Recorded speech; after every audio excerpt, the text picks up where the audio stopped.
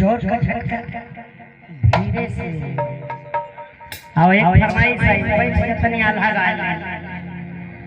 ये मेरे लिए बड़े गौरव की बात होती है आदरणीय अध्यक्ष जी कि जहां इतना भोजपुरी में उठा पटक को कि सैया मारे लगड़िया कितना लोग मछली खाई ना तेरे हाथ उठाई तो खाई कांटा फसल है कि ना छोट छोट करो कांटा ना फसल आस्ता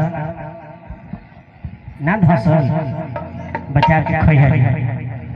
एक बार हमारा कांटा फंस गई रहे मैं बड़ा कॉन्शियस हो गया सही बता रहा।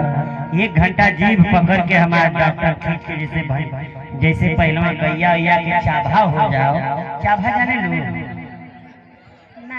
चाभा भाई बता रहा तारो चाभा हो लेकिन ओकर दवाई दूसर हो। जब गोरू के चाभा हो ना ऐसा मुट्ठा से पकड़ के ओकर जीभ ढाई के नामा कोई कर रहे हैं चाभा उभा सही हो जाए ठीक ना।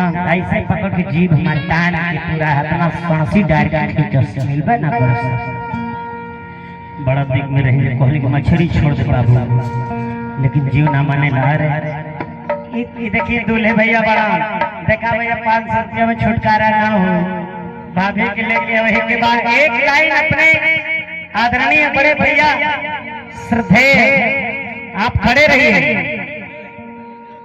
विनोद साहनी जी जो दूल्हे राजा है और विनोद भैया के जोरदार ताली बजाकर आप लोग जोरदार ताली बजा के स्वागत करें।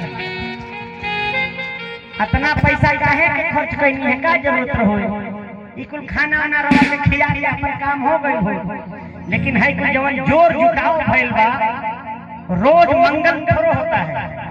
आप